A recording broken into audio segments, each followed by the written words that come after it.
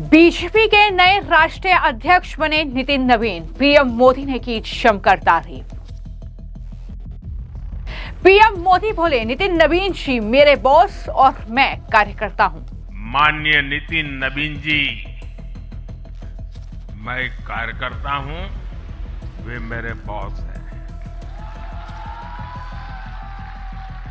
PM Modi का स्पष्ट संदेश, घुसपैठियों को बचाने वाले राजनीतिक दलों को जनता के सामने एक्सपोज करे नेता।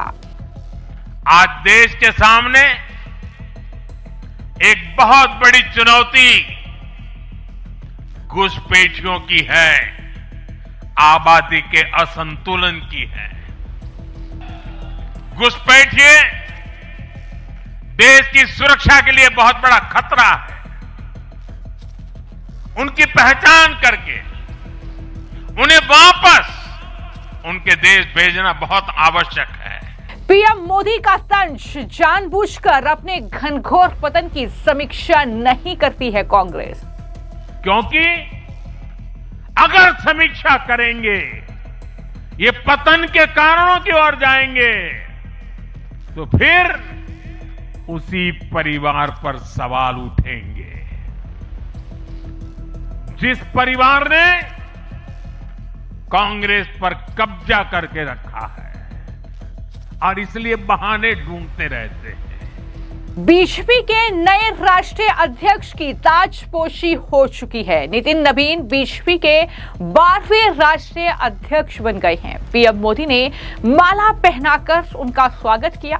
इस मौके पर बीजेपी के तमाम दिग्गज नेता, राज्यों के मुख्यमंत्री और कार्यकर्ताओं की मौजूदगी में पीएम मोदी ने बेहद भावुक और राजनीतिक रूप से अहम भाषण दिया। उन्होंने स्पष्ट संदेश दे दिया कि कैसे बीजेपी में एक एक कार्यकर्ता अहम है। पीएम मोदी ने इस दौरान नितिन नवीन की तारीफ की और कहा कि नितिन नवीन जी मेरे बॉस हैं और मैं पार्टी का कार्यकर्ता हूं। तो ये भाषण जो है पीएम मोदी का काफी ज्यादा लोग पसंद कर रहे हैं। जिस तरीके से इस मौके पर तमाम नेता, तमाम राज्यों के मुख्यमंत्रियों के सामने पीएम मोदी ने कहा कि बीजेपी ऐसी पार्टी है जहां लोगों को लगता होगा कि मोदी जी इतनी छोटी उम्र में मुख्यमंत्री बन गए, हेड ऑफ द गवर्नमेंट बन गए। इन सबसे बड़ी चीज है कि मैं बीजेपी का कार्यकर्ता हूं, लेकिन मैं मानता हूं कि नितिन जी मेरे बॉस हैं और मैं कार्यकर्ता हूं। क्या कहा पीएम मोदी ने, जिस पर तालियां बजती रही और लोगों ने उनके भाषण को पसंद किया, जरा सुनिए। आप जानते हैं, आज भाजपा का जितना फोकस संगठन के विस्तार पर है, उतनी ही बड़ी प्राथमिकता कार्यकर्ता के निर्माण की भी है। भाजपा एक ऐसी पार्टी है जहां लोगों को लगता होगा कि नरेंद्र मोदी देश के प्रधानमंत्री है, तीसरी बार प्रधानमंत्री बने, 50 साल की छोटी आयु में मुख्यमंत्री बन गए, 25 साल से लगातार हेड ऑफ द गवर्नमेंट रहे हैं। ये सब अपनी जगह पे हैं, लेकिन इन सबसे भी बड़ी चीज मेरे जीवन में है, मैं भारतीय जनता पार्टी का कार्यकर्ता हूं। ये सबसे बड़ा गर्व है। और जब बात पार्टी के विषयों को आती है, तब माननीय नितिन नवीन जी, मैं कार्यकर्ता हूं, वे मेरे बॉस हैं।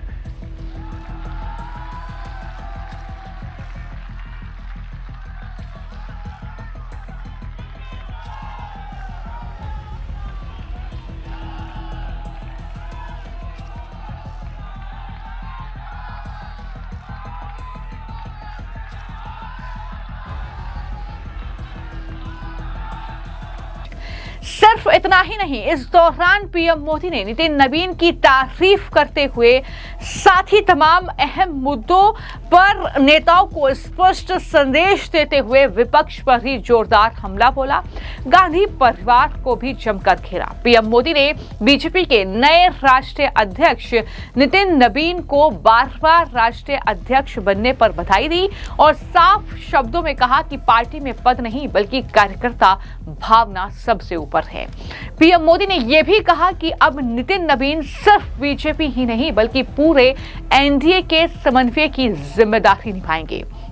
पीएम मोदी ने नितिन नवीन को युवा और अनुभवी नेतृत्व का संगम बताया। साथियों, हाल में हमने देखा किस प्रकार से तमिलनाडु के एक पहाड़ी के पवित्र कार्तिकेय दीपम को रोकने का प्रयास विपक्षी दलों के द्वारा किया गया। यह नहीं है किसी रोकने के लिए विपक्ष के लोगों ने साजिश नहीं की। हमें याद है, हम लोग अभी हाल में देख रहे थे किस प्रकार से न्यायाधीश के विरुद्ध भी महाभियोग लाने का प्रयास किया गया। आज हम जब सोमनाथ की बात करते हैं और स्वाभिमान पर्व मनाने की प्रयास करते हैं तो विपक्षी दलों के लोगों को तकलीफ होती है।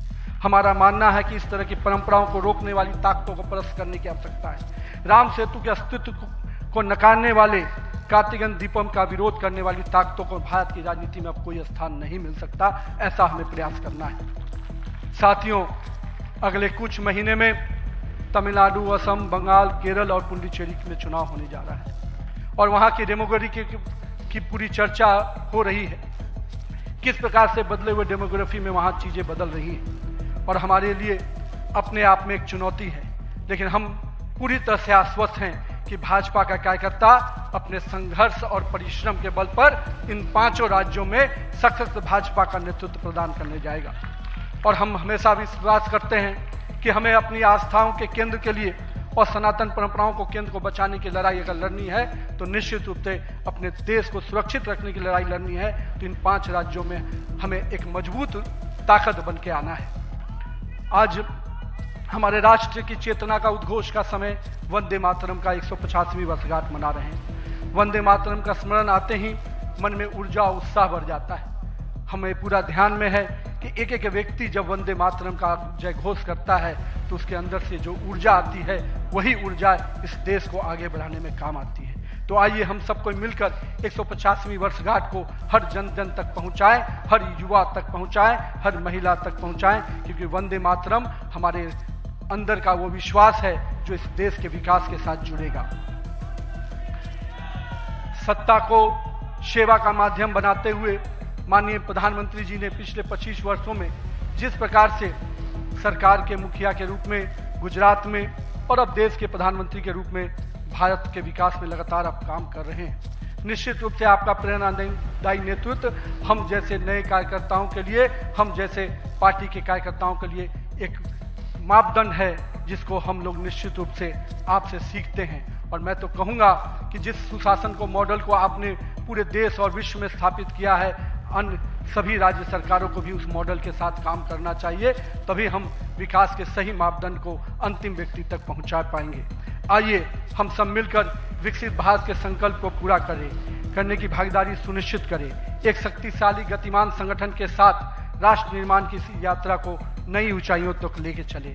भारत माता की जय, वंदे मातरम। उन्होंने कहा कि नितिन जी उस पीढ़ी से हैं जिन्होंने बचपन में रेडियो पर खबरें सुनी और आज एआई का इस्तेमाल करते हैं। पीएम मोदी ने कहा कि उनमें युवा ऊर्जा और संगठन का लंबा अनुभव दोनों मौजूद हैं। क्या कहा नितिन नवीन की तारीफ करते हुए पीएम मोदी ने, सुनिए। साथियों, माननीय नितिन जी के संपर्क में जो भी आया है वो उनकी सरलता और सहजता की चर्चा जरूर करता है। बीजेपी युवा मोर्चा का दायित्व हो, अलग अलग राज्यों में प्रभारी के रूप में जिम्मेदारी हो या फिर बिहार सरकार में काम करने का अनुभव हो, नितिन जी ने हमेशा जब जब जो जहां जो जिम्मेवारी मिली अपने आप को उन्होंने साबित किया है। जिम्मेवारी देने वालों को भी उनके कार्य ने गर्व से भर दिया है। साथियों, ये 21वीं सदी है और देखते ही देखते 21वीं सदी के पहले 25 वर्ष तो पूरे भी हो चुके हैं। आने वाले 25 वर्ष बहुत महत्वपूर्ण है। ये वो कालखंड है जब विकसित भारत का निर्माण होना है और होना तय है।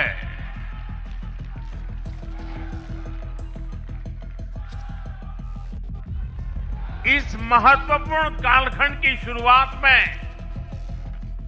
हमारे माननीय नितिन नवीन जी बीजेपी की विरासत को आगे बढ़ाएंगे। मैं आजकल के युवाओं की भाषा में कहूं तो नितिन जी खुद भी एक प्रकार से मिलेनियल है। वो उस जनरेशन से हैं जिसने भारत में बड़े आर्थिक, सामाजिक और टेक्नोलॉजिकल परिवर्तन होते देखे हैं। वो उस जनरेशन से हैं जिसने बचपन में रेडियो से सूचनाएं पाई और आज एआई के भी एक्टिव यूजर है। नितिन जी के पास युवा ऊर्जा भी है और संगठन में कार्य का लंबा अनुभव भी है। ये हमारे दल के हर कार्यकर्ता के लिए बहुत उपयोगी होगा। तो इस दौरान पीएम मोदी ये बताना भी नहीं भूले कि किस तरीके से बीजेपी एक परिवार है और हमारे यहाँ मेंबरशिप से ज्यादा रिलेशनशिप होता है। ये भी पीएम मोदी ने कहा। बीजेपी एक परिवार है। हमारे यहाँ मेंबरशिप से भी ज्यादा रिलेशनशिप होती है। बीजेपी एक ऐसी परंपरा है जो पद से नहीं प्रक्रिया से चलती है। हमारे यहां पदभार एक व्यवस्था है और कार्यभार ये जीवन भर की जिम्मेदारी है। हमारे यहां अध्यक्ष बदलते हैं लेकिन आदर्श नहीं बदलते हैं। नेतृत्व बदलता है लेकिन दिशा नहीं बदलती। साथियों, भाजपा का स्वरूप नेशनल है। भाजपा का स्पिरिट नेशनल है क्योंकि हमारा जुड़ाव लोकल है। हमारी जड़ें जमीन के नीचे गहरी है। इसलिए भाजपा रीजनल एस्पिरेशन को प्लेटफॉर्म देती है, उन्हें नेशनल एम्बिशंस का आधार बनाती है और इसलिए आज देश के कोने कोने के लोग भाजपा के साथ हैं, भाजपा के साथ जुड़ रहे हैं और इतना ही नहीं, जो भी अपनी राजनीति का प्रारंभ करना चाहता है उसको भी भाजपा का प्रवेश द्वार सबसे उत्तम, सबसे सुरक्षित लगता है। तो इस दौरान तमाम नेता मौजूद थे। पीएम मोदी ने एक एक करके जो है तमाम मुद्दों पर अपनी बातें रखी, स्पष्ट संदेश दिया कि किस तरीके से घुसपैठिए आज बड़ी चुनौती देश के सामने है और किस तरीके से उन घुसपैठियों की जांच की जा रही है। दुनिया में कोई अपने देश में घुसपैठियों को स्वीकार नहीं करता।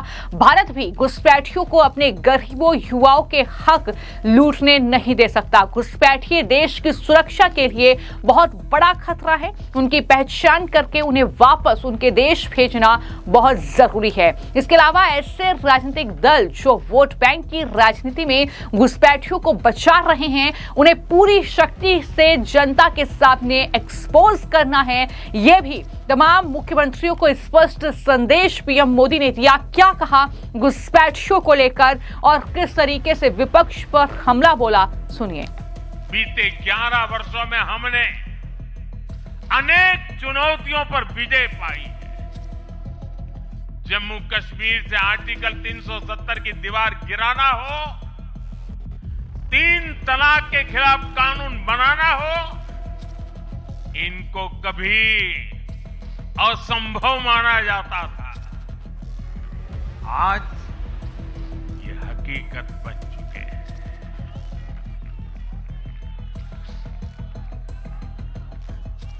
आज देश में माओवादी आतंक भी अपनी अंतिम सांसें गिन रहा है। साथियों, आगे भी हमें हर चुनौती का पूरे सामर्थ्य से सामना करना है। आज देश के सामने एक बहुत बड़ी चुनौती घुसपैठियों की है, आबादी के असंतुलन की है। दुनिया के धनवान देश, समर्थ देश, वे भी अपने देश में जो घुसपैठिए हैं उनकी जांच पड़ताल कर रहे हैं और उनको पकड़ पकड़ करके निकाल रहे हैं। और दुनिया उनको पूछती नहीं है कि तुम घुसपैठियों को क्यों निकाल रहे हो। तुम तो लोकतंत्र का झंडा लेकर के घूम रहे थे, तुम तो पूरे दुनिया के नवाब बन के बैठे थे, क्यों निकाल रहे हो। दुनिया में कोई अपने देश में घुसपैठियों को स्वीकार नहीं करता। भारत भी घुसपैठियों को अपने गरीबों, हमारे नौजवानों के हक कभी भी लूटने नहीं दे सकता। घुसपैठिए देश की सुरक्षा के लिए बहुत बड़ा खतरा है। उनकी पहचान करके उन्हें वापस उनके देश भेजना बहुत आवश्यक है। इसके अलावा ऐसे राजनीतिक दल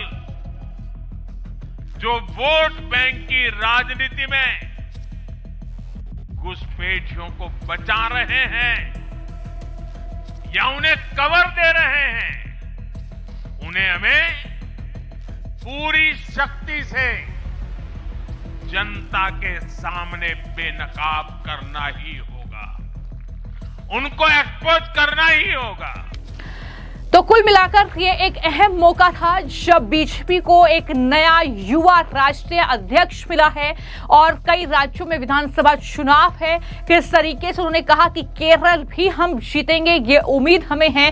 पीएम मोदी ने इस दौरान कांग्रेस की हार को लेकर भी गांधी परिवार पर हमला बोला और कहा कि कांग्रेस अपने इस घनघोर पतन की समीक्षा नहीं करती, क्योंकि अगर समीक्षा करेंगे तो फिर उसी परिवार पर सवाल उठेंगे जिसने कांग्रेस पर कब्जा कर रखा है, इसलिए वो ये बहाने ढूंढते हैं। दूसरी तरफ बीजेपी है, हम हार और जीत के बाद समीक्षा करते हैं। ये बातें पीएम मोदी के जरिए कही गई। क्या कहा गांधी परिवार पर हमला बोलते हुए, सुनिए। क्योंकि अगर समीक्षा करेंगे, ये पतन के कारणों की ओर जाएंगे, तो फिर उसी परिवार पर सवाल उठेंगे। जिस परिवार ने कांग्रेस पर कब्जा करके रखा है और इसलिए बहाने ढूंढते रहते हैं। पतन की तरफ सही कारण ढूंढने की हिम्मत तक खो चुके हैं वो लोग। साथियों, दूसरी तरफ भाजपा है। हम हार और जीत के बाद समीक्षा करते हैं। मैं आपको फिर महाराष्ट्र चुनाव का नतीजों का उदाहरण दूंगा। महाराष्ट्र में हम निकाय चुनाव जीतने के बाद जश्न में डूबे नहीं, बल्कि मैं तो अभी पढ़ रहा था कि उसी दिन से हमारे महाराष्ट्र के कार्यकर्ता आने वाले पंचायत के चुनावों की तैयारियों के लिए बैठक शुरू कर दी थी। मुझे याद है 2002 में हमने भव्य विजय प्राप्त किया गुजरात में। चारों तरफ आनंद उत्सव का माहौल था। देश भरिया का मीडिया भी वहां मौजूद था। अर्बन नक्सल तो बड़ी संख्या में आए थे। वो बेचारे मेरे पराजय का जश्न मनाना चाहते थे, तो वो ढूंढ रहे थे सारी चीजें।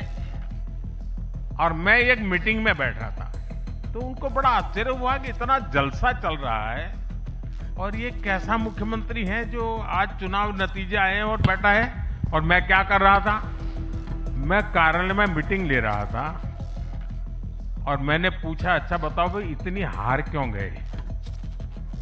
ये भाजपा है जो जीत का जश्न मनाते समय भी अपनी कमियों की लगातार समीक्षा करता है और कमियों से उभरने के लिए हर समय का उपयोग करता है। लोकतंत्र में इसी स्वस्थ परंपरा को, इसी डेडिकेशन को हम सब कार्यकर्ताओं की जिम्मेवारी है। हमें आगे बढ़ाना है, हमें ध्यान रखना है। तो कुछ इस तरीके से प्रधानमंत्री का आज ये भावुक और कहीं ना कहीं राजनीतिक तौर पर अहम भाषण रहा। तमाम बीजेपी के लीडर वहां पर मौजूद थे। कई राज्यों में आने वाले वक्त में विधानसभा चुनाव हैं, उससे पहले ये भाषण और बीजेपी के जो राष्ट्रीय अध्यक्ष की कुर्सी है वो नितिन नबीन को मिलना, ये सारी चीजें बीजेपी की तैयारियों को कहीं ना कहीं दिखाती है। ये है उत्तर प्रदेश, जहां सदियों पुरानी विरासत आज भी सांस लेती है। काशी की घाटें जहां समय ठहर जाता है, अयोध्या जहां आस्था दिव्य प्रकाश बन जाती है, भगवान श्री राम की जन्मभूमि जहां पहचान, गौरव और संस्कार एक साथ खड़े हैं। ये सिर्फ इतिहास नहीं है, ये हमारी पहचान, और पहचान को संजोकर आगे बढ़ना यही है नया उत्तर प्रदेश। विरासत को संभालना आसान है, पर विरासत के साथ विकास, यही असली नेतृत्व है। और इस संकल्प को पूरा कर रहे हैं एक दृढ़ नेतृत्व, योगी आदित्यनाथ। विरासत भी सुरक्षित, विकास भी सुनिश्चित। मुख्यमंत्री योगी आदित्यनाथ, जिन्होंने स्पष्ट कहा है, विकास से विरासत तक का सफर अब रुकने वाला नहीं। काशी विश्वनाथ धाम से राम मंदिर तक धरोहरों को मिला आधुनिक सम्मान। 11 प्राचीन किले महल बने पर्यटक के नए केंद्र। वन डिस्ट्रिक्ट वन प्रोडक्ट से मैनपुरी की सोन पापड़ी और मथुरा का पेड़ा अब दुनिया की थालियों में सजा। स्थानीय पहचान, वैश्विक उड़ान। आज उत्तर प्रदेश में 22 एक्सप्रेसवे, विश्व स्तरीय इंफ्रास्ट्रक्चर, लाखों रोजगार, उभरते स्टार्टअप्स, 10 लाख नए उद्यमी, आत्मनिर्भरता की नई कहानी। गरीबी मुक्त अभियान, जीरो पॉवर्टी का संकल्प, क्राइम जीरो, इन्वेस्टमेंट की जीरो टेंशन, स्पीड भी सेफ्टी भी, ये है योगी का यूपी मॉडल। विरासत सुरक्षित, विकास निर्बाध, गांव शहर आधुनिक और अर्थव्यवस्था मजबूत, यही है योगी का मॉडल, यही है नया उत्तर प्रदेश। संस्कृति हमारी ताकत, विकास हमारा संकल्प। मुख्यमंत्री योगी आदित्यनाथ का विजन, हम राम की विरासत को संजोएंगे, काशी को और भी ज्यादा चमकाएंगे और हर गांव, हर शहर को आधुनिक बनाएंगे। विरासत से विकास, यही हमारा मंत्र है, हमारा वादा है। सबका साथ, सबका विकास और अब सबका विश्वास। उत्तर प्रदेश, जहां विरासत और विकास साथ चलते हैं। मुख्यमंत्री योगी के नेतृत्व में नया उत्तर प्रदेश, गौरवशाली उत्तर प्रदेश। जय श्री राम, जय उत्तर प्रदेश। और प्रधानमंत्री नरेंद्र मोदी का भाषण भी कहीं ना कहीं उसी दिशा में था, जब उन्होंने एक एक कार्यकर्ताओं में ये कहते हुए जोश भर दिया कि नितिन नवीन जी मेरे बॉस हैं और मैं पार्टी का कार्यकर्ता हूं। तो कहीं ना कहीं ये एक स्पष्ट संदेश था कि किस तरीके से कोई भी दिग्गज नेता हो, एक कार्यकर्ता के तौर पर उसे काम करना है, पार्टी में रहना है। ये कहीं ना कहीं पीएम मोदी ने स्पष्ट संदेश दिया है। फिलहाल आपकी इस मामले को लेकर क्या राय है, हमें कमेंट बॉक्स में जरूर लिखें। धन्यवाद।